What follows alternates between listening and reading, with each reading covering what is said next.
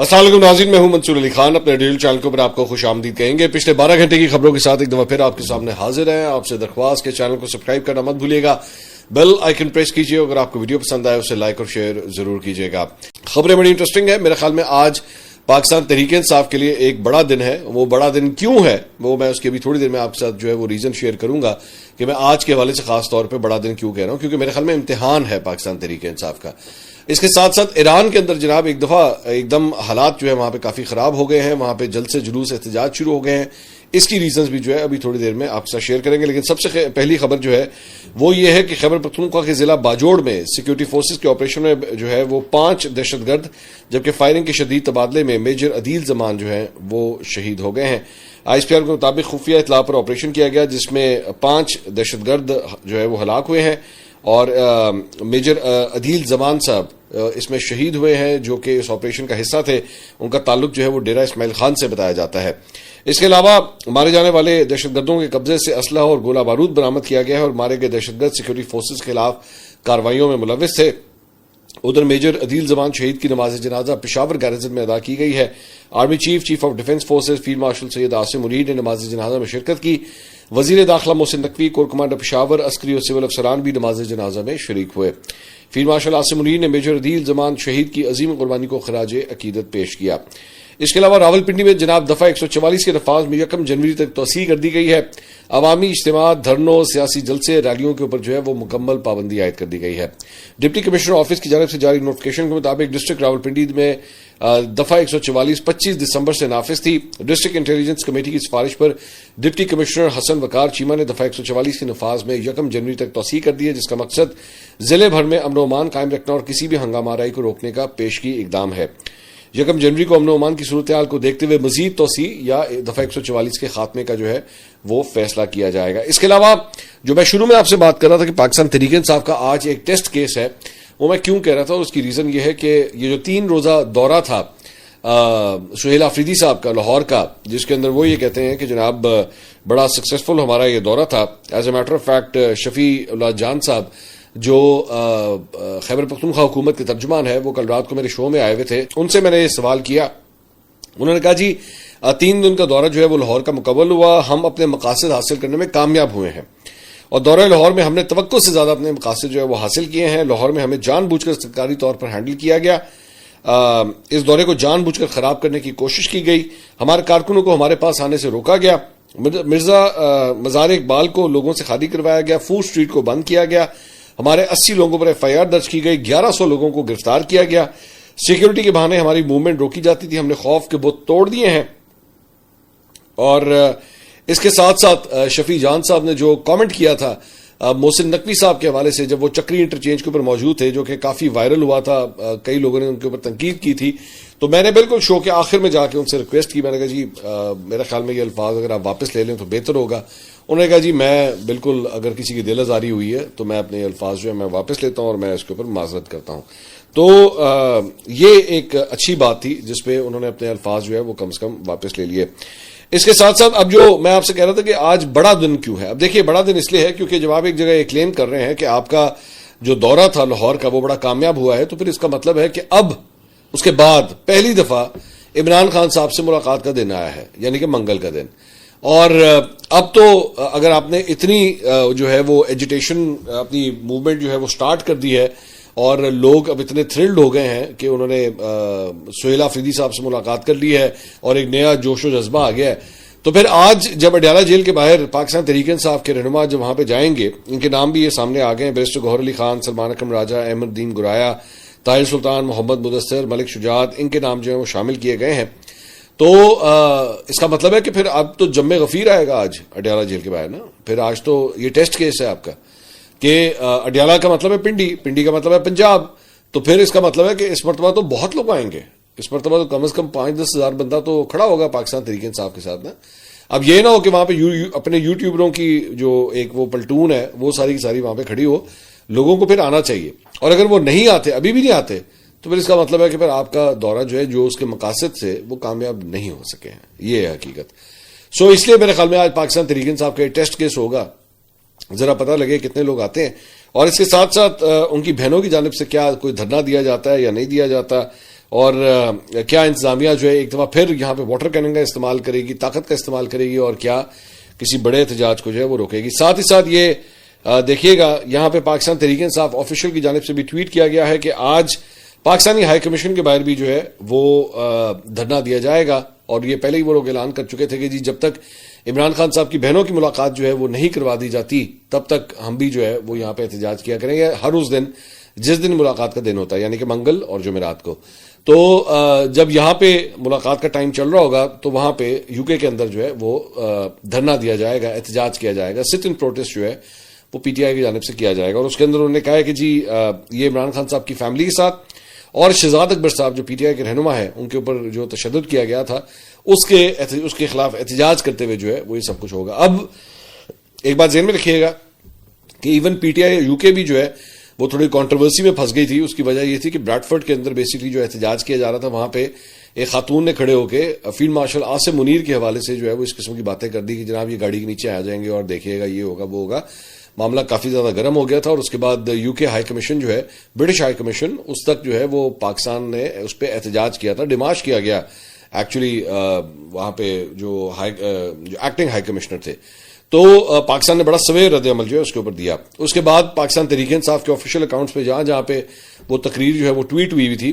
وہ اس کو وہاں سے پھر ڈیلیٹ کر دیا گیا, اور انہوں نے کہا کہ جناب ہم لوگ جو ہیں وہ اسے ڈیلیٹ کر رہے ہیں. ظاہری بات ہے ان کو آئیڈیا ہو گیا تھا کہ اس کی لیگل پکڑ جو ہے وہ بہت پیڑی ہے, تو ایسا نہ ہو کہ ہمارے لیے کوئی پرابلم ہو جائے, یا اس خاتون نے پھر درخواست کی ہوگی کہ جی میرے لیے نہ کوئی پرابلم ہو جائے تو اس کو ڈیلیٹ ہی کر دیں. اب سوال یہ ہے کہ جب آج ہائی کمیشن کے باہر جب کھڑے ہوں گے تو میرے خیال میں وہ احتیاط کریں گے کہ مائک کس کے ہاتھ میں پکڑانا ہے,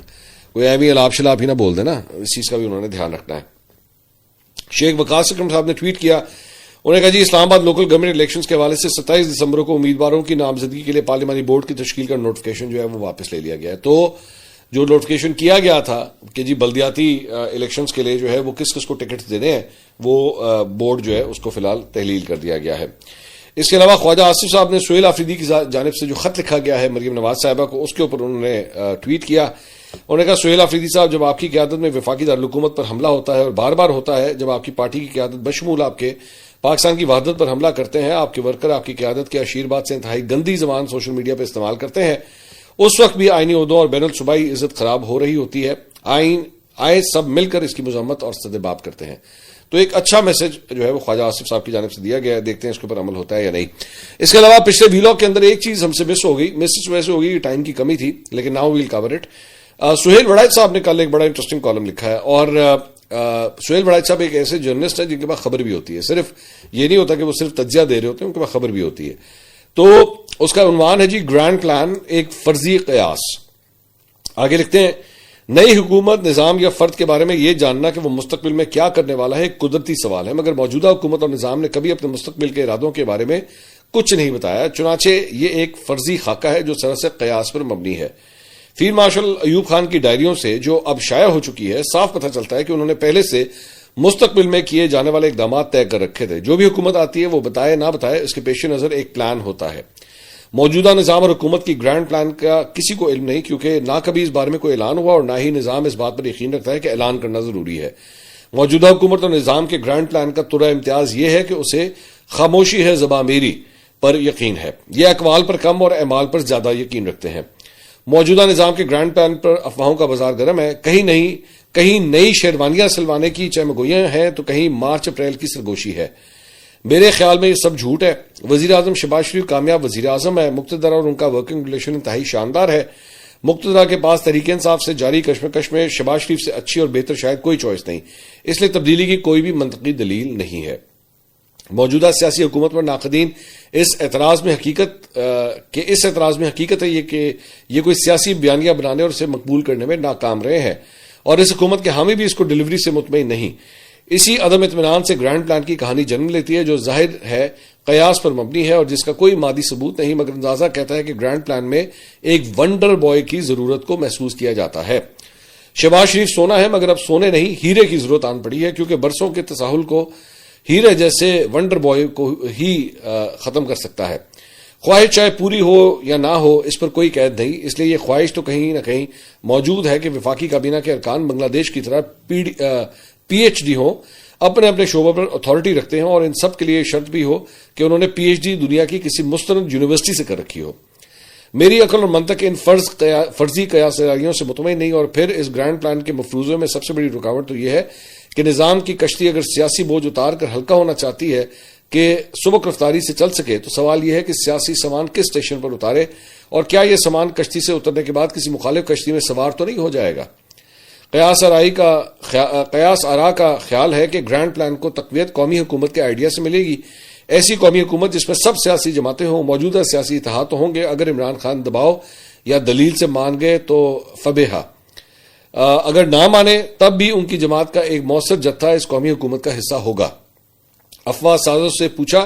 کہ ملک میں ایک پارلیمان ہے، کابینہ ہے، پوری حکومت ہے، ان کی موجودگی میں گرینڈ پلان پر عمل کیسے ہوگا؟ افواہ ساز کے پاس کوئی معقول دلیل تو نہ تھی، مگر اس کا گڑا گڑایا جواب یہ تھا کہ یہی پارلیمان چلتی رہے گی، تبدیلیاں کسی بھی الیکشن کے بغیر ہوں گی اور پیدل چلتا ہوا یہ نظام گرینڈ پلان کے بعد دوڑنے لگے گا. نظام ایک صوبے میں کرپشن پر ذہنی اضطراب کا شکار ہے تو دوسری طرف دوسرے صوبے میں ثمرات زمینی سطح پر نہ پہنچنے پر شاکی ہے.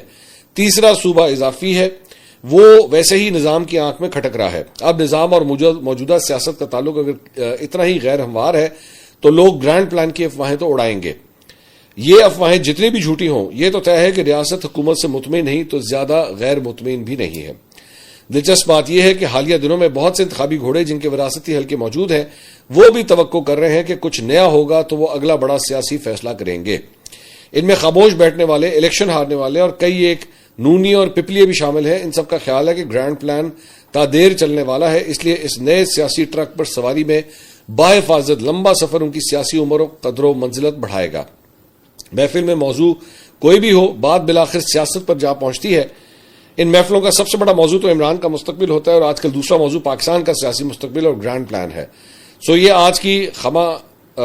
فرسائی اس فرض قیاس پر ہے کہ جو گرینڈ پلان کے گرد گھومتا ہے یہ ہوگا یا نہیں، یہ ہے یا نہیں، مجھے کچھ علم نہیں. تو یہ سہیل بڑائچ صاحب نے لکھا ہے. اب اس میں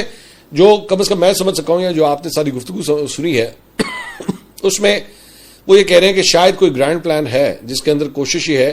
کہ کسی طرح کوئی ونڈر بوائے آئے، کوئی پرائم منسٹر ہو شاید،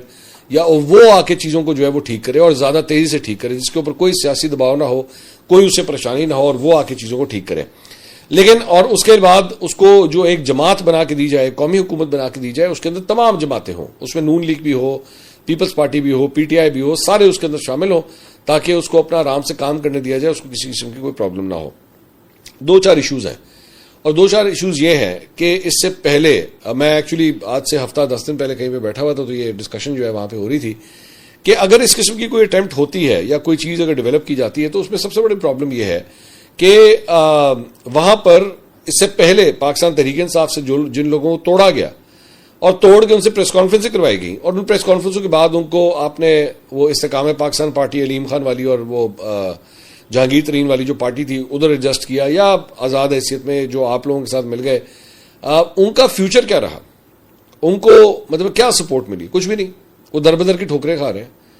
آئی پی پی کے اندر بھی آپ استحکام پاکستان پارٹی کے اندر اٹھا کے آپ دیکھ لیں، علیم خان اور اون چودھری کے علاوہ کس کو کوئی بہت بڑا فیور ملا؟ کچھ بھی نہیں. لوگ ایکچولی اپنی اس پیرنٹ پارٹی کو چھوڑنے کے لیے کیوں رضامند ہوں گے؟ ہاں یہ ہے کہ اس کا جو پہناوا ہے وہ پاکستان تحریک انصاف کا ہی رہے اور اس کے اندر ہی کوئی ایڈجسٹمنٹ ہو جائے تو ہو جائے، ورنہ پاکستان تحریک انصاف میں سے نکال کے کوئی اور جماعت بنانا یا ان لوگوں کو کہنا جناب فلاں جماعت میں چلے جاؤ، یہ بڑا مشکل کام ہے، یہ اتنا آسان کام نہیں ہوگا.